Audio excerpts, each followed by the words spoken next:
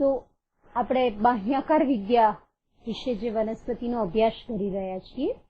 આપણા પહેલા પ્રકરણમાં આપણે જોયું કે વનસ્પતિ બાહ્યાકાર વિદ્યામાં મૂળ, પ્રકાંડ અને પર્ણ, એની સામાન્ય રચના, તેના સામાન્ય કાર્યો અને તેના રૂપાંતરિત એટલે કે વિશિષ્ટ કાર્યો અને તેના માટે થતા ફેરફારો વગેરે વિશે આપણે જાણી લીધું.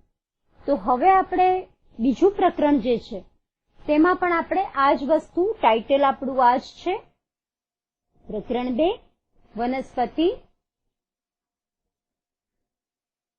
બાહ્યાકાર વિદ્યા. બાહ્યાકાર વિદ્યા આપણે જે મોર્ફોલોજી માટે વપરાતો શબ્દ છે, જેમાં આપણે માત્ર બાહ્ય લક્ષણોનો અભ્યાસ કરીએ છીએ. તો એ આપણો પાર્ટ 2. અને આ પ્રકરણમાં આપણે હવે જે ભણવાના છીએ તે પુષ્પ,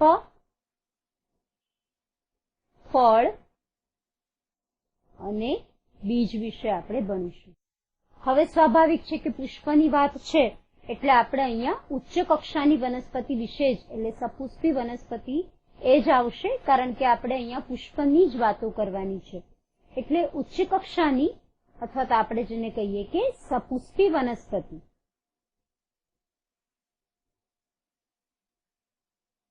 હવે આ સપુષ્પી વનસ્પતિ તરીકે જે આપણે લઈએ છીએ તે વનસ્પતિમાં મૂળ, પ્રકાંડ, પર્ણ ઉપરાંત જે ચોથું અંગ જોવા મળે છે જે પુષ્પ છે. તો એ પુષ્પને આપણે વનસ્પતિના ખાસ કરીને પ્રજનન અંગ તરીકે ઓળખીએ છીએ. પુષ્પની વ્યાખ્યા આપવી હોય અથવા તો એનો અર્થ સમજાવવો હોય તો આપણે એને એક જ અર્થમાં, એક જ શબ્દમાં સમજાવી શકીએ કે પુષ્પ એ વનસ્પતિનું લિંગી પ્રજનન. પ્રજનન અંગ તો ખરું, પણ વનસ્પતિમાં અલિંગી પ્રજનન અથવા વાનસ્પતિક પ્રજનન થાય એ આપણે પેલા પ્રકરણમાં જોઈ ચૂક્યા. એટલે આપણે અહીંયા કહીશું એ વનસ્પતિનું લિંગી પ્રજનન માટેનું એક અંગ છે. ચોક્કસ પ્રકારનું અંગ છે જે માત્ર અને માત્ર લિંગી પ્રજનન અને એના દ્વારા બીજનું અને ફળનું નિર્માણ કરે છે. તો લિંગી પ્રજનન માટેનું ચોક્કસ અંગ છે. અને પુષ્પ વિશે તો જાણવું બધાને ગમશે, કારણ કે આપણને વનસ્પતિના મૂળ, પ્રકાંડ અને પર્ણ વિશે જાણવામાં કદાચ ઓછો રસ હોય, પણ પુષ્પ તો બધાને ગમતું જ હોય. એ તો બહુ ઘણા બધા સારા, આપણે એને સંકેત રૂપે માનીએ છીએ. સારા નરસા પ્રસંગે પુષ્પ અને એનું તો ધાર્મિક મહત્વ પણ એટલું જ છે. એટલે આપણે પુષ્પ વિશે સૌથી પહેલા ભણવાના છીએ. ત્યાર પછી આપણે પુષ્પ દ્વારા થતા પ્રજનનના અંતે બનતું બીજ અને ફળ. તો આ બધું જ આપણે આ પ્રકરણની અંદર લેવાનું છે. સૌથી પહેલા આપણે થોડાક નવા શબ્દોની શરૂઆત કરીશું. પુષ્પ વિન્યાસ. તો પુષ્પ અને વિન્યાસ એટલે ગોઠવણી. આની પહેલા પણ આપણે શિરા, વિન્યાસ વગેરે શબ્દો જોઈ ચૂક્યા છીએ. તો પુષ્પ વિન્યાસ આપણે સમજવો છે. તેની પહેલા આપણે એક નાની બીજી વ્યાખ્યા લેવી પડશે. પુષ્પ વિન્યાસ અક્ષ અથવા પુષ્પ વિન્યાસ દંડની. સૌથી પહેલા તો એ કે વનસ્પતિના છોડ પર પુષ્પોને ધારણ કરતી અથવા તો જેના પર પુષ્પો ઉગે, તો પુષ્પોને ધારણ કરતી ધરી અથવા તો અક્ષ, એને આપણે કહીએ છીએ પુષ્પ વિન્યાસ અક્ષ.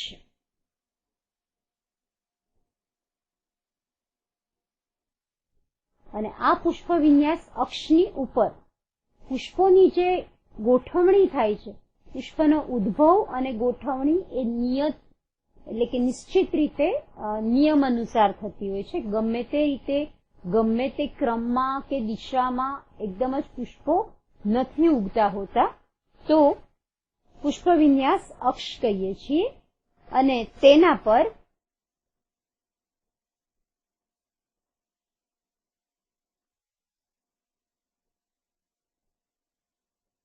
પુષ્પોનો ઉદ્ભવ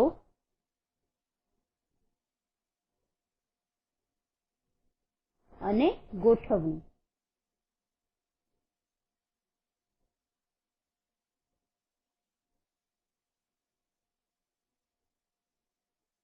તો તેને આપણે પુષ્પ વિન્યાસ તરીકે ઓળખીએ છીએ. અને આ રીતે પુષ્પ વિન્યાસના ચોક્કસ મેં કહ્યું તે રીતે નિયમો અને એના પ્રકારો પણ હોય છે. દરેક વનસ્પતિમાં એક જેને કહેવાય ને કે યુનિફોર્મ અથવા તો ચોક્કસ માપદંડને આધારે પુષ્પનું નિર્માણ અને એની ગોઠવણ થતી હોય છે. તો પુષ્પ વિન્યાસ જે છે એને આપણે ઇન્ફ્લોરેસન્સ તરીકે પણ ઓળખીએ છીએ. એને એન્થેટોક્સી પણ કહેવાય છે અંગ્રેજીમાં. અને એ પુષ્પ વિન્યાસના હવે આપણે જોવાના છે પ્રકારો. તો મુખ્ય બે પ્રકારો પડે છે પુષ્પ વિન્યાસના. આમ તો ઘણા બધા નાના નાના પ્રકારો છે, પેટા પ્રકારો, પણ આપણે મુખ્ય બે એના પ્રકારો કહીએ છીએ. પહેલો છે એ છે અપરિમિત પ્રકારનો પુષ્પ વિન્યાસ. એને રેસ્મોસ તરીકે ઓળખાય છે. અને બીજો છે તે પરિમિત પ્રકારનો પુષ્પ વિન્યાસ. હવે પરિમિત એટલે સીમિત, લિમિટેડ, અને અપરિમિત એટલે અનલિમિટેડ. આપણે શબ્દ વાપરી શકીએ આપણી સમજણ માટે. લખવા માટે આ શબ્દ અલાઉડ નથી. બીજું એને અનંત, જેને આપણે ઇન્ફિનિટ નો શબ્દ વાપરીએ છીએ ને, ઇન્ફિનિટ, અનંત. તો આમાં એવું છે અપરિમિત પ્રકારના પુષ્પ વિન્યાસમાં કે પુષ્પો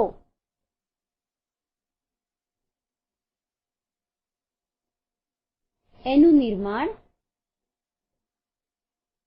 સતત એક ધારું થતું રહે છે.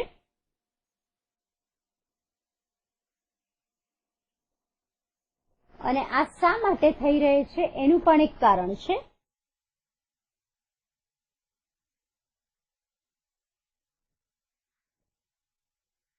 આ પ્રકારનો જે પુષ્પ વિન્યાસ છે એમાં જે વનસ્પતિના અક્ષ પર એટલે કે પ્રકાંડની ઉપરની ટોચ પર જે કલિકા હોય તેને આપણે અગ્રકલિકા કહીએ છીએ.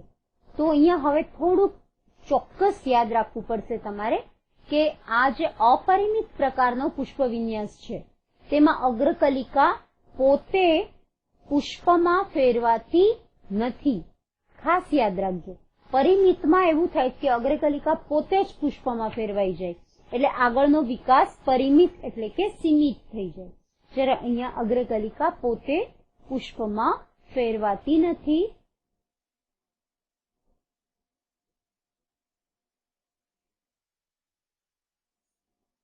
અને પોતે ફેરવાતી નથી એટલે એના લાભ સતત ચાલુ રહે. અગ્રકલિકામાં સતત કોષ વિભાજન ચાલુ રહેતું હોય એ સર્જક અંગ છે. કોઈ પણ કલિકા એ સર્જક અંગ છે, ચાહે તે અગ્રકલિકા હોય કે કક્ષકલિકા હોય. તો પોતે પુષ્પમાં ફેરવાતી નથી અને નીચેથી ઉપર તરફ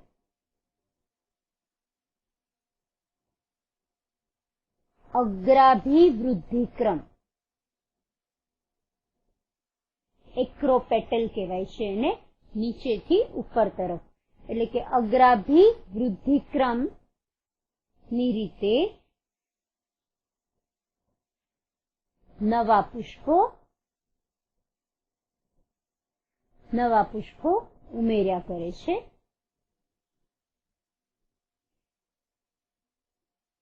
તો આ થઈ અપરિમિતની થોડીક મુદ્દાની અને પાયાની, જેને આપણે સમજણ કહીએ કે શા માટે તે અપરિમિત. હવે પરિમિતની આપણે વાત કરવી હોય તો પરિમિતમાં આપણે એવું કહેશું કે આ પ્રકારનું જે છે સીમિત છે. અને એવું બને છે કે અગ્રકલિકા પોતે જ પુષ્પમાં ફેરવાઈ જાય છે. હવે વિચાર કરો, અગ્રકલિકા પોતે જ પુષ્પમાં ફેરવાઈ જાય તો આગળનો વિકાસ, આથી તેનો આગળનો વિકાસ રૂંધાય છે.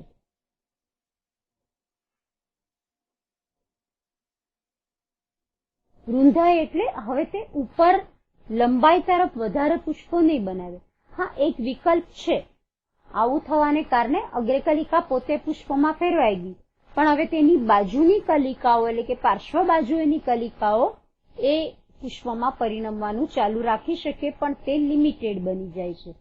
તો બંને પ્રકારના જે પુષ્પ વિન્યાસ છે એના પાછા ઘણા બધા પેટા પ્રકારો પણ છે અને આપણે દરેક પેટા પ્રકાર, ઉદાહરણ અને તેની મુખ્ય એટલે કે એની વ્યાખ્યા અથવા તો સમજૂતી સાથે બધું જ ભણવાનું છે. તો ચલો આપણે તૈયાર થઈ જઈએ જુદા જુદા પ્રકારના પુષ્પોનું પ્રદર્શન અથવા તો પુષ્પોની અંગેની વધારે ને વધારે માહિતી મેળવવા માટે. તો આપણે પહેલા લેશું અપરિમિત પ્રકારના પુષ્પ વિન્યાસ જે છે તેના પેટા પ્રકારો. અપરિમિત પુષ્પ વિન્યાસ ના પ્રકારો. હવે આમાં આપણે ઘણા બધા પ્રકારો વિશે જોવાના છે. એમાં આપણે સૌથી પહેલા જે જોઈશું તે છે કલગી પ્રકારનો પુષ્પ વિન્યાસ.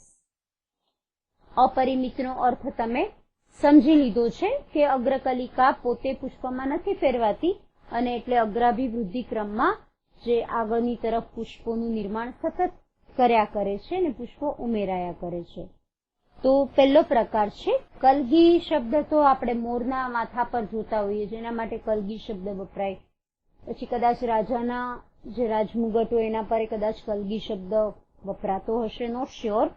પણ મોરના માથા પર જે કલગી હોય એ તો તમે બધાએ જોઈએ જ હશે, જે મોરની સુંદરતામાં વધારો કરી આપે છે. તો હવે આમાં સૌથી વધારે વખત આપણે જે યાદ રાખવાનું છે એ પુષ્પનો દંડ. પુષ્પ દંડ સાથે હોય તો એને સદંડી પુષ્પ કહેવાય અને દંડ વગર ના હોય તો અદંડી કહેવાય. તો આમાં આપણે એ યાદ રાખવાનું છે કે લંબાયેલા પુષ્પ વિન્યાસ અક્ષ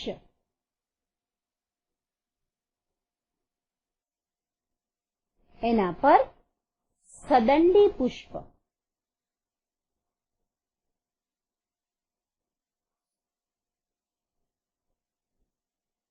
ગોઠવાયેલા હોય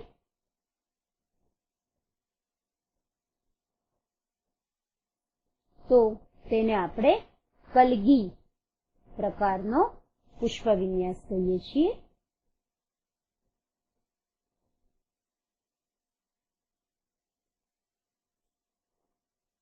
અને તેનું આપણે ઉદાહરણ પણ આપવાનું છે કારણ કે દરેક પ્રકારના પુષ્પ વિન્યાસ વિશે આપણે એની વ્યાખ્યા અને એનું ઉદાહરણ. તો આનું ઉદાહરણ છે આપણા સરસો જેને કહેવાય છે, રાઈ, પીળા કલરના સરસોના ફૂલ, મસ્ટાર્ડ જે કહેવાય છે. અને બીજું ઉદાહરણ છે ગલતોરો. તો આ બંને એના ઉદાહરણ છે. આપણે હવે એની આકૃતિ જોઈશું.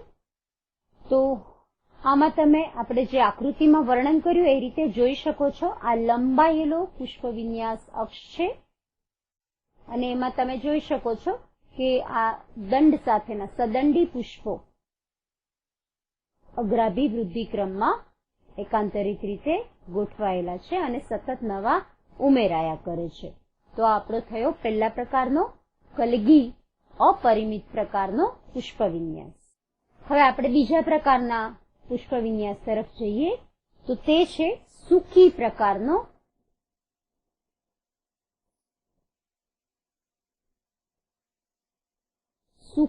પ્રકારનો અપરિમિત પુષ્પ વિન્યાસ. અને આ સૂકી પ્રકારનો જે પુષ્પ વિન્યાસ છે એમાં થોડું ઘણું કલગી જેવું છે પણ ઘણું જુદું પણ છે. તો તેની આપણે વ્યાખ્યા અથવા તો એની સમજૂતી આપવી હોય તો એવી આપી શકાય કે લંબાયેલા પુષ્પ વિન્યાસ અક્ષ પર હવે ફરક છે. અદંડી પુષ્પો આવેલા હોય.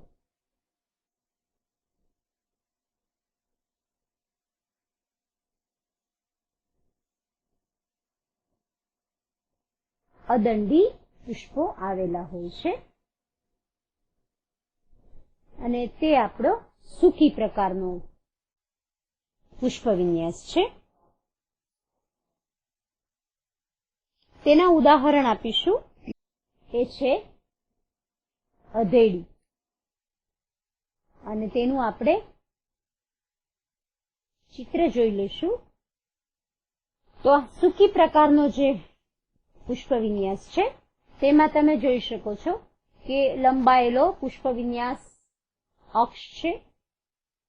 અગ્રાભિવૃદ્ધિ ક્રમમાં એકાંતરે પુષ્પો આવ્યા, પણ પુષ્પો અદંડી છે. પુષ્પની સાથે તેનો જે પુષ્પદંડ હોવો જોઈએ તે નથી.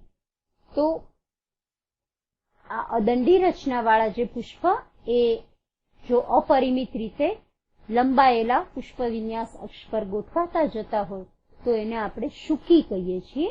અને આ જે અંધેરી છે તેની અંદર આ રીતના આપણને અગ્રાભિવૃદ્ધિ ક્રમમાં આ બધા પુષ્પો જોવા મળે છે, જે દંડથી જોડાયેલા નથી, પણ સીધા જ એનો જે પુષ્પ એક ગાદી તરીકેનો જે ભાગ હોય એ સીધો જ પ્રકાંડ એટલે કે એના અક્ષ પર જોડાયેલો છે. તમે અહીંયા એને અદંડી સ્વરૂપે જોઈ શકો છો. ત્યાર પછી આપણે ત્રીજા પ્રકારના પુષ્પવિન્યાસને જોઈએ. એ પણ અપરિમિત. આપણે અત્યારે બધા જ અપરિમિત વિશે જોઈ રહ્યા છીએ. એનું નામ છે માંસલ સૂકી. સૂકી તો ખરો, પણ માંસલ. આપણે પેલા એના પુષ્પના ફોટા વિશે જોઈશું અને તો તમને તેનું વર્ણન કરવાનું પણ ફાવશે. પુષ્પને જોઈ અને તમે એના વિશે ઘણું ખરું કહી શકશો. હવે આમાં તમે જોઈ શકો છો પહેલા તો પુષ્પવિન્યાસ અક્ષ પોતે જ માંસલ અને દળદાર છે. તો પહેલું વર્ણન તમારે એ કરવાનું રહેશે.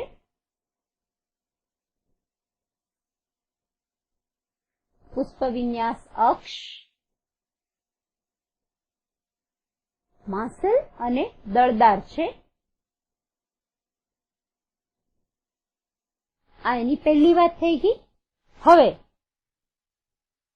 તેનો જે તલ ભાગ છે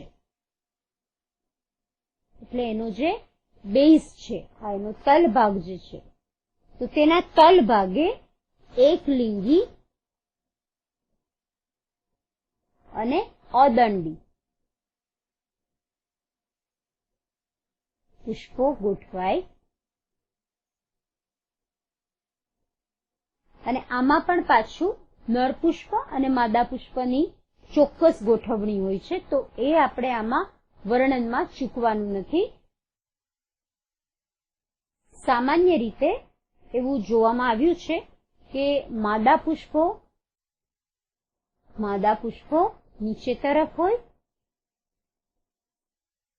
અને નર પુષ્પ ઉપર તરફ હોય છે. અને વચ્ચે આ બેની વચ્ચે ક્યારેક વંધ્ય પુષ્પોની પણ હાજરી હોય છે. વંધ્ય પુષ્પ એટલે એવા પુષ્પ જે પ્રજનન કરી શકતા નથી, એટલે કે જેનામાં પરાગરજ કે અંડકોષ એટલે નર કે માદા પ્રજનન કોષ ઉત્પન્ન કરી શકે નહીં અને જેનામાં પ્રજનનની ક્ષમતા ના હોય તો તેને આપણે વંધ્ય કહીએ છીએ. એટલે ક્યારેક વંધ્ય પુષ્પની હાજરી હોઈ શકે.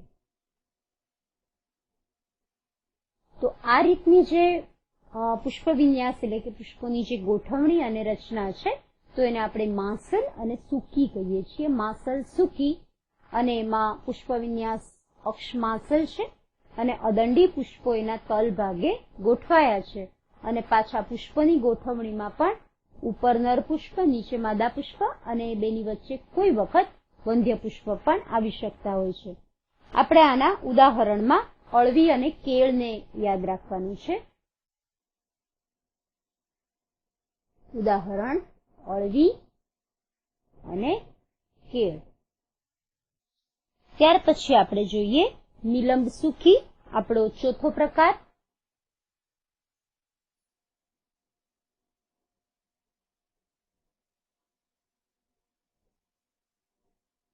નિલંબ એક એવો શબ્દ છે જે તમે ચોથા સેમિસ્ટરમાં પણ ભણવાના છો.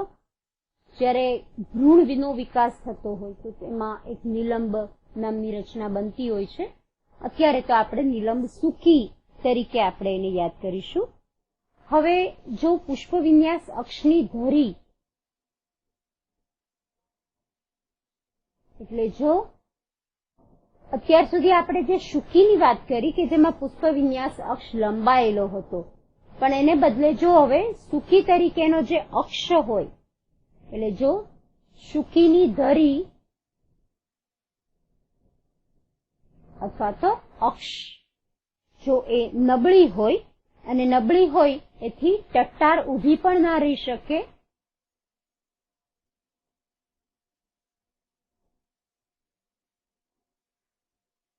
જેમ ઘણી વખત પ્રકાંડ પણ નબળા અથવા તો કુમળા હોય અને ટટ્ટાર ના ઊભી રહી શકતા હોય તો એને આરોહણ કરવું પડે. તો એવું બની શકતું હોય છે કે કેટલીક વખત પુષ્પ વિન્યાસની અક્ષ લંબાયેલ તો હોય, કારણ કે શુકીમાં કેવું આપણે કહ્યું કે શુકી એટલે લંબાયેલો પુષ્પનો અક્ષ, પણ પુષ્પ વિન્યાસ અક્ષ લંબાયેલો હોય પણ અદંડી પુષ્પ હોય તો આપણે એને માત્ર શુકી કહેતા હતા.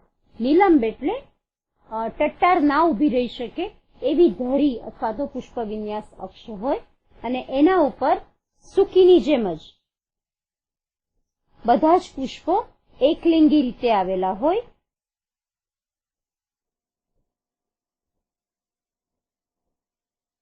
તેના પર બધા જ એકલિંગી એટલે કે કોઈ એક જ પ્રકારનું પ્રજનન એટલે કે કોઈ માત્ર સ્ત્રી કેસર ચક્ર અથવા માત્ર પુંકેસર ચક્ર ધરાવતા હોય, એટલે કે બધા જ એકલિંગી પુષ્પ હોય.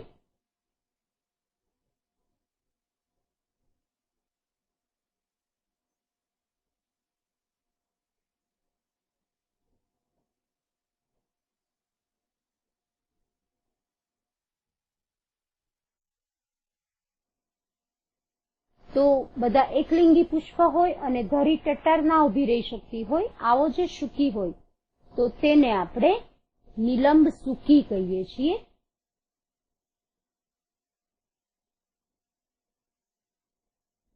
અને હવે આપણે એનું ઉદાહરણ અને એનું ચિત્ર જોઈ લેશું. આ તેનું ઉદાહરણ છે બિલાડ ગુચ્છ. ઉદાહરણ બિલાડ ગુચ્છ.